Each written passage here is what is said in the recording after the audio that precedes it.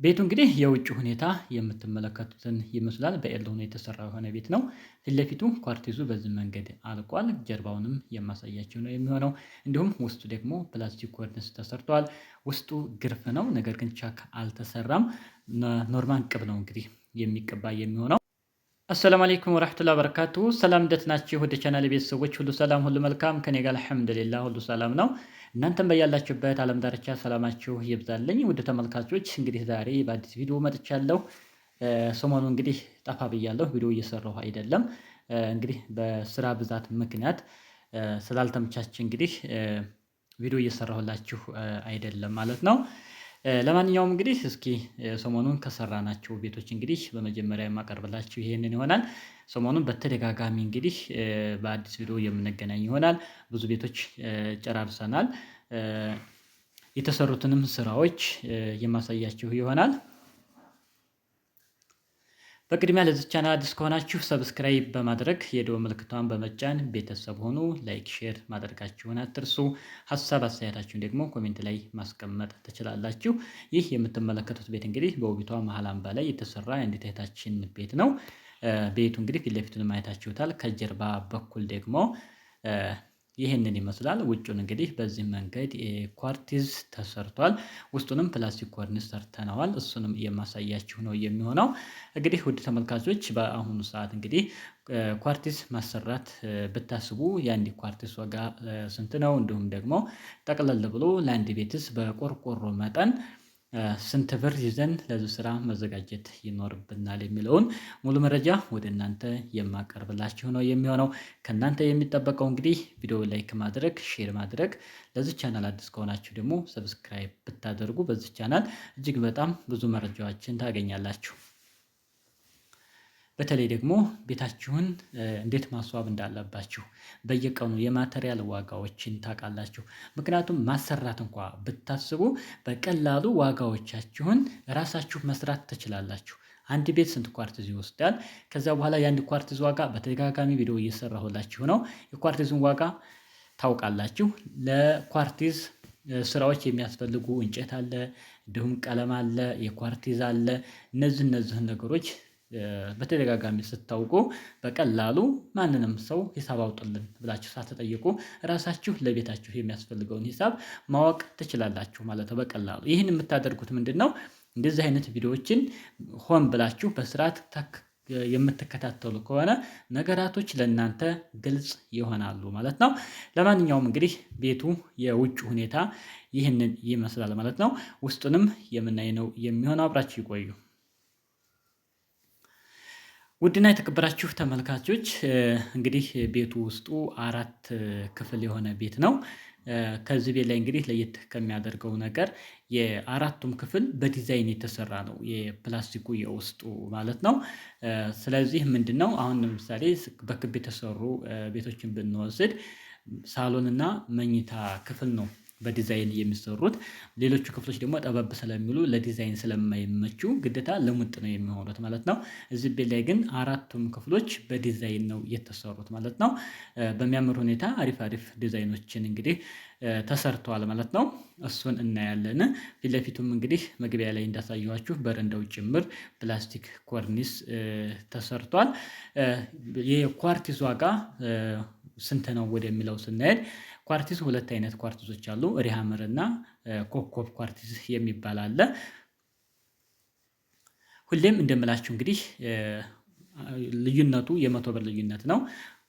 ሪሃመሩ 2100 ሲሆን ኮከብ ደግሞ 2200 ብር ነው የሚሸጠው። ስለዚህ በጥራት ደረጃ ኮከብን በተጠቀሙ አሪፍ ነው። የ100 ብር ልዩነት ነው። እሱን በተጨምሩ የአንድ ኳርቲዝ ዋጋ 2200 ብር ነው ማለት ነው። ለአንድ ቤት ስንት ይወስዳል? እንግዲህ እንደ ቤታችሁ ስፋት የሚወሰን ይሆናል። በተደጋጋሚም እንግዲህ በቆርቆሮ መጠን ቪዲዮ ሰርቼላችኋለሁ። ለዚህም ቤት እንግዲህ ስንት ኳርቲዝ ወሰደ፣ በብር ደረጃስ የውስጡም የውጩም ስንት ወሰደ የሚለውን እያንዳንዱ በዝርዝር የማሳውቃችሁ ነው የሚሆነው። በረንዳውም እንደምትመለከቱት ፕላስቲክ ኮርኒስ በዚህ መንገድ ተሰርቷል። ፍሬም ተገጣጥሞለታል። እንግዲህ በዚህ መንገድ ቤቷን አስተካክለናል ውድ ተመልካቾች። ወደ ውስጡ ስንገባ እንግዲህ እንደነገርኳችሁ ውስጡ ግድግዳው ግርፍ ነው፣ ቻክ አይሰራም። ባለችን መሰረት በኖርማን ቅብ ነው እንግዲህ ጅብሰም የተቀባው። እንደምታዩት እንግዲህ በዚህ መንገድ ግድግዳውም ተቀባብቷል ማለት ነው። በቀጭኑ ቻክ አይደለም ማለት ነው። ይህ እንግዲህ እርጥብ ሆኖ የምታዩት የመብራት ዝርጋታ አሁን ተዘርግቶ ነው። ግርፉ ተቆርቁሮ ኮንዲት ተቀብሮ እንግዲህ የመብራት ዝርጋታዎች በዚህ መንገድ ተዘርግተዋል። እነዚህ በቃጫ ተደርጎ ሰጋቶራ ጅብሰም ሙሊት ተሞልቶ በደንብ ቻክ ተሰርቷል። ይሄ ሲደርቅ አሁን እንደዚህኛው ነጭ ይሆናል ማለት ነው።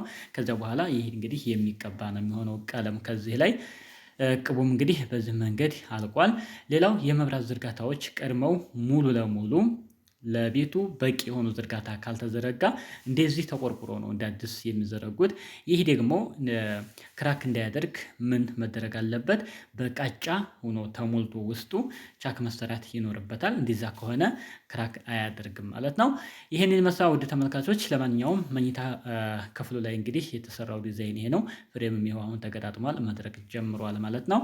ሲደርቅ ሙሉ ነጭ ነው የሚሆነው ይሄ። ከዛ በኋላ ፍክት ይላል። ቀለምም ሲቀቡት የሚያምር ይሆናል ማለት ነው። ለማንኛውም ውድ ተመልካቾች እንግዲህ ሳሎን ላይ ያለው ዲዛይን ፕላስቲክ እንግዲህ ይህንን ይመስላል። እነዚህ በፕላስቲክ የምታዩዋቸው ዲዛይኖች በቦርድ የምትፈልጓቸው በቦርድም ወይም በጅብሰም ኮርኒስ መሰራት ይችላሉ፣ የትኛውም ማለት ነው። እንዲሁም በጅብሰም የተሰሩ ኮርኒሶችን ደግሞ ወደ ፕላስቲክ ተቀይሮ መሰራት ይችላሉ። ወደ ሳሎኗ ስንሄድ ደግሞ ከመኝታ ቤቷ ሳሎኗ ትንሽ ጠበብ ትላለች።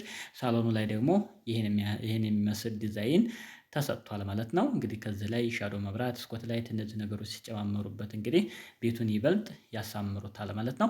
ስለዚህ ቤታችሁን ለምሳሌ ውስጡ ግርፍ ለሆነ ቤት ቻክ አለማሰራት ትችላላችሁ፣ ወጭ ከፈራችሁ ማለት ነው። ቀጥታ በቀጭኑ እንደዚህ አስቀብታችሁ ከዛ ላይ ቀለማችሁን አድርጋችሁ መጠቀም ትችላላችሁ ማለት ነው። እንግዲህ ሳሎን ላይ ያለው ዲዛይን ደግሞ የምታዩትን ይመስላል። ወደ ሌላኛው ወይም ሶስተኛዋ ክፍል ስንገባ ደግሞ እዚህ ጋር አለች። ደግሞ ይሄን ዲዛይን ተሰጥቷል። ይሄን ይመስላል። ፍሬሙም ሁሉም ተገጣጥሟል። እዚች ጋር የምታዋት በጠባቧ የምታዋት እዚች ጋር የመብራት ዝርጋታው ከላይ ቢበላሽ በዚህ ነው ወደ ላይ ባለሙያዎች ገብተው የሚያስተካክሉላችሁ ማለት ነው። ይቺ ተከፋች ነች። አራት ማዕዘን በነጭና በቀይ ሆና አራት ማዕዘኗ ማለት ነው። ለዛ ነው በዚህ መንገድ የተተወችው። ግድግዳውም እንደምታዩት እንግዲህ በዚህ መንገድ ተቀባብቷል። ፕላስቲኩም ይህንን ይመስላል ማለት ነው። እነዚህ እርጥቡ ያው መግቢያ ላይ የነገርኳችሁ ተሰንጥቆ እንደ አዲስ መብራት ዝርጋታው ተዘርግቶ እስካቶላ ምናምን ሁሉ እንደምታዩት ተሰርቷል። ይህ ሲደርቅ እንግዲህ ቀለም የሚቀባ ነው የሚሆነው። ስራዎች እንግዲህ ይህንን ይመስላል እንደምትመለከቱት። ሌላው ውድ ተመልካቾች እዚህ ጋር ደግሞ ሌላኛ አንድ አራተኛ ክፍል አለች። እቺ ደግሞ ይሄን የሚመስል ዲዛይን እዚህም ጋር ሰጥተነዋል ማለት ነው። አሁን የቀረችው ስራ እንግዲህ ይቺ ጀሶ ትቀባለች። ከዛ በኋላ ሙሉ ለሙሉ ቤቱ ቀለም የሚቀባ ይሆናል ማለት ነው። ውድና የተከበራችሁ ተመልካቾች እንግዲህ ከሰሞኑ ከሰራናቸው ስራዎች አንዱ አሁን የምትመለከቱትን ይመስላል። ቀለም በዚህ 2-3 ቀን ውስጥ የሚቀባ ይሆናል። ሙሉ ቀለሙን ፏ አድርገ ነው ከዚያ በኋላ ለውስጡም ለውጩም ምን ያህል ወሰደ የሚለውም ሙሉ መረጃ ይዤላችሁ የሚመጣ ይሆናል። እስከዛው ደግሞ የውስጡ ቀለም የሚያልቅ ይሆናል። ጠቅላላ አድርጌ የውስጡን የሚቀቡትን ቀለሞች እያሳየኋችሁ ጠቅላላ ብሎ ደግሞ በብር ደረጃ ስንትስ እንደወሰደ በሰፊ ማብራሪያ ይዤላችሁ የምቀርብ ይሆናል። ቪዲዮ እንዳይረዝም ነው፣ በቅርብ እመለሳለሁ። በያላችሁበት ዓለም ዳርቻ ሰላማችሁ ይብዛልኝ። ቪዲዮ ላይክ፣ ሼር ማድረጋችሁን አትርሱ። ሀሳብ አስተያየታችሁን ኮሜንት ላይ አስቀምጡልኝ። በሌላ ቪዲዮ እስከምንገናኝ ወሰላሙ አለይኩም ወራህመቱላህ ወበረካቱ።